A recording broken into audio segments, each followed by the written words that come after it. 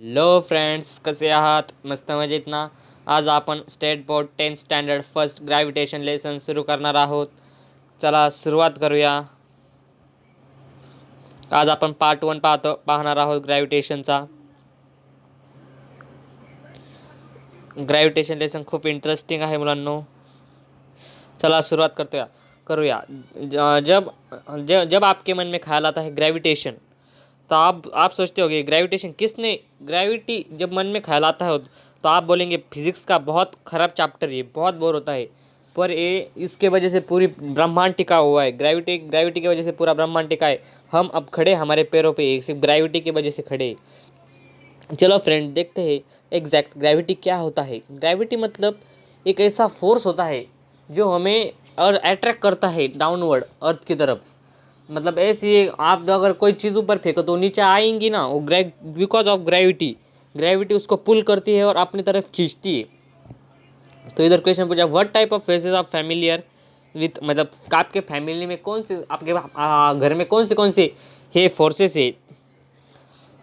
तो muscular force है, mechanical force है, ग्रेविटेशनल फोर्स है, फ्रिक्शनल फोर्स, बहुत सारे फोर्स है। मैं अभी शुरुआत करता हूँ ग्रेविटेशन। ग्रेविटी वर्ड अगर आपको बताया गया तो आप पहले सोचते हो किसने इन्वेंट किया होगा ये ग्रेविटी। ये ग्रेविटी इन्वेंट करने वाला सर आइजैक न्यूटन है। उन्होंने ही ग्रेविटी को नाम दिया है। आप बोलेंगे इसे किस ग्रेविटी, उसको ग्रेविटी पहले से नाम था। अगर आपको फर्स्ट टाइम नाम देना हो तो आप ग्रेविटी आप अपने मन से दोगे ना, तो फिर सर आइजैक न्यूटन ने ग्रेविटी को नाम दिया था ग्रेविटी। उनकी बहुत ही अच्छी कहानी है, मैं आपको बताता हूँ। जब एक बार सर आइजैक न्यूटन एक एप्पल के पेड़ के नीचे बैठे थे, तब अचानक से उनके सामने एक एप्पल गिर गया। पर लोगों के माने कि उनके सर पे गिरा, सर पे गिरा होता तो उधर ही वो बेहोश हो जाती, पर वो उनके सामने गिरा। वो बोले, उन्होंने देखा उसको और उन्होंने ऑब्जर्व किया कि एप्पल डाउनवर्ड ही क्यों आया, ये स्लैंटिंग क्यों नहीं गया, वो ऊपर क्यों नहीं गया, वो नीचे ही क्यों आया। उनको वो राज नहीं पता था। उन्होंने देखा कि कोई भी जब वस्तु हम ऊपर फेंकेंगे वो नीचे ही आएंगी, मतलब directed to the centre of the earth ही आएंगी। अब आप ही बताएं, अगर आपने एक आधी चीज़ ऊपर फेंकी तो ऊपर ही जाती है क्या, वो नीचे आती है ना। मतलब सम हाइट पे उसकी जाती है ऊपर, पर सर्टेन हाइट पे उसकी वेलोसिटी डिक्रीज हो जाती है और नीचे आ जाती है। वैसे ही आइजैक ने बोला कि वो नीचे ही क्यों आ रहा है, स्लैंटिंग क्यों नहीं गया, सीधा क्यों नहीं गया, अपवर्ड क्यों नहीं गया, पर वो नीचे ही क्यों आया। तो उन्होंने बाद में बहुत कोशिश करने के बाद उन्हें पता चला कि अर्थ वो एक फोर्स होता है अर्थ के पास, जो गुरुत्वाकर्षण फोर्स बोल सकते हैं। वो अट्रैक्ट करता है किसी भी ऑब्जेक्ट को अपनी तरफ खींच लेता है। ऐसा सर आइजैक न्यूटन ने बताया। फिर उन्होंने नाम दिया उसको, उस फोर्स को पहले नाम नहीं था, उसको सर आइजैक न्यूटन ने नाम दिया ग्रेविटेशन फोर्स। देखते हैं, आपको अगर ये स्टोरी पसंद आई होगी तो लाइक कीजिए। अगला देखते हैं, force and motion. Friends, force मतलब क्या। सपोज एक ऐसा ये ज़मीन पर एक बॉल है, ये बॉल है सपोज, हाँ, ये रेस्ट पोजीशन है। फोर्स और मोशन एक दूसरे पर इंटरडिपेंडेंट है। ये बॉल है, ये बॉल एक रेस्ट पोजीशन पे है। जब आप उसको इधर से फोर्स लगाएंगे तो आगे की तरफ मूव होगा, और आगे की तरफ मूव होगा तो हम उसको क्या बोलेंगे, मोशन हो गया। मतलब वो जब फोर्स अप्लाई होगा तब मोशन होगी ना। तो ये एक इंटरडिपेंडेंट है। जब फोर्स होगा तो मोशन होंगी। अगर ऐसा कब हुआ, जब फोर्स लगाया और मोशन नहीं हुई। वैसे जब हम फोर्स लगाएंगे तब मोशन होगी। मतलब वो इंटरडिपेंडेंट है एक दूसरे पर। चलो अगला देखते। आगे बहुत ही अच्छा है, circular motion and centripetal force. इधर सर आइजैक न्यूटन की इन्फॉर्मेशन दी है, पर वो लास्ट ईयर रिड्यूस हो गई थी, सिलेबस रिड्यूस हुई थी, मतलब लॉस ये हुई थी, डिलीट हो गई थी, मतलब रिड्यूस हो गई थी। चलो शुरुआत, circular motion and centripetal force. Exact centripetal force, circular motion क्या होती है, मैं बोलता है, सपोज एक ऑब्जेक्ट है, वो जब सर्कुलर डायरेक्शन में घूमता है तो हम क्या बोलते हैं, वो गोल गोल घूम रहा है, तो फिर उसको कैसे बोलेंगे, डिफाइन कैसे करेंगे।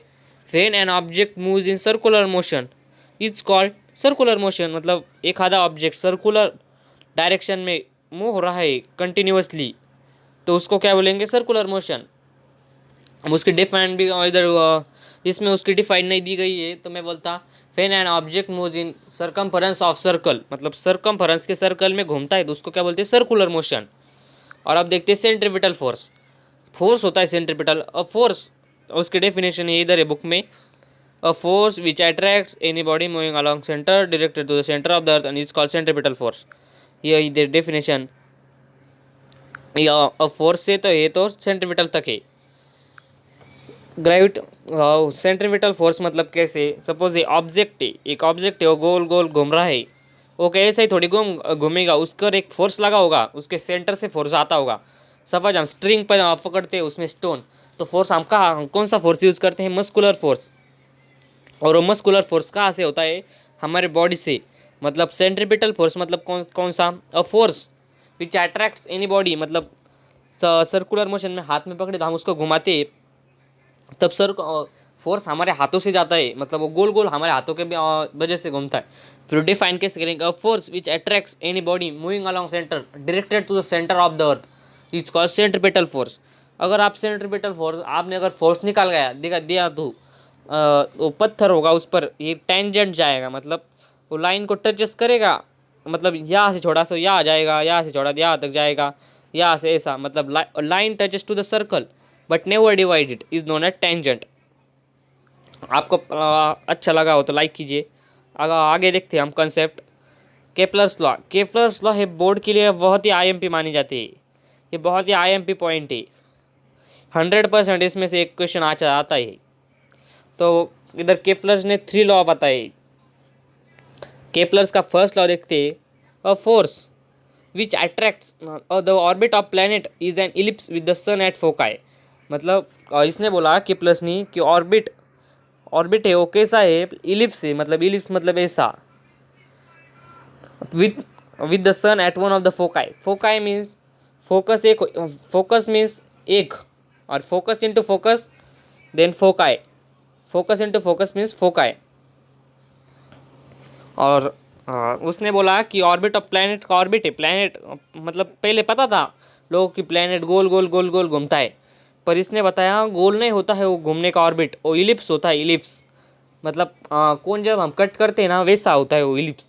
और वो फोका है, मतलब एक दो मतलब इधर अगर इधर सन हो तो आपको कहीं ना कहीं से कहीं इधर सपोज आप क्या करते हैं तो इधर इधर से आपको सन दिखेगा, मतलब एक साइड से आपको सन दिखेगा, मतलब दिखेगा।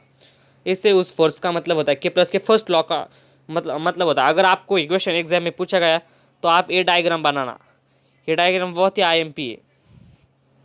मैं आपको इस डायग्राम की बताता। सपोज ये सेकेंड रूल है, सेकेंड रूल पढ़ते, the line joining the planets and sun sweeps equal area and equal intervals time.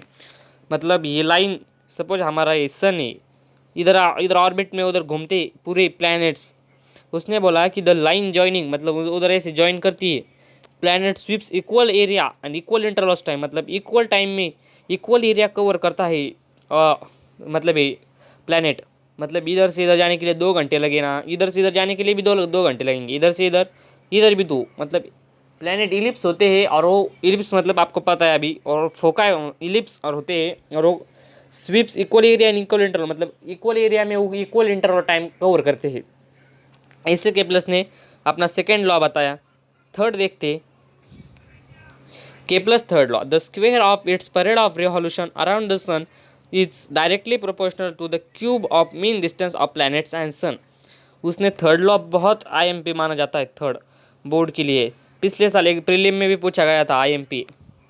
तो उसमें क्या बताया, the square of period of revolution, मतलब और द टाइम टी स्क्वेयर लेते डायरेक्ट, अगर time square the suppose time 5 तो उसका स्क्वेयर स्क्वेयर क्या आएगा 25, the square of period of planet जो डायरेक्टली प्रोपोर्शनल, डायरेक्टली प्रोपोर्शनल ऐसा सिंबल होता है। और इज मीन डिस्टेंस मतलब R cube, mean distance means radius R cube, ऐसा बता सकते हैं। मतलब T square directly proportional to the are cube, ऐसे बताया है केपलस के थर्ड लॉ में। और उसको हम कैसे लिखते हैं, T square upon R cube is equal to constant. ऐसे केपलस ने बोला है कि अगर ये टी स्क्वेयर है और ये आर क्यूब है तो ये कांस्टेंट होगा, कांस्टेंट। और कांस्टेंट की वैल्यू क्या है अर्थ ग्रेविटेशनल कांस्टेंट की, मैं बताता आपको 6.67 इंटू 10⁻⁻11 ये नेम kg², ऐसी काउंट की जाती है। और मतलब आपको अगर क्वेश्चन बोर्ड में क्वेश्चन पूछा गया तो आपने कितना लिखना है, अगर केपलर के फर्स्ट लॉ के बारे में पता, हाँ ये ब्लैक, हाँ इतना लिखने का, ब्लैक लाइन में दिमाग कर रहा हूँ उतना लिखने का, और ये डायग्राम बनानी, और ये सेकंड लॉ बताया ये लिखने का, और थर्ड में पूरा इतना लिखने का। बस हो गया, 3 मार्क्स आपके कंफर्म। इतना ही आपको ध्यान में रखना है। अगर इतना आपने ध्यान रखा तो आपके 3 मार्क्स तो कंफर्म यहीं पे हो जाएंगे। आगे है Newton's universal law of gravitation, ये हम अगले वीडियो में देखेंगे। अगर आपको वीडियो अच्छा लगा हो तो लाइक कीजिए और सब्सक्राइब भी कीजिए। Thanks for today.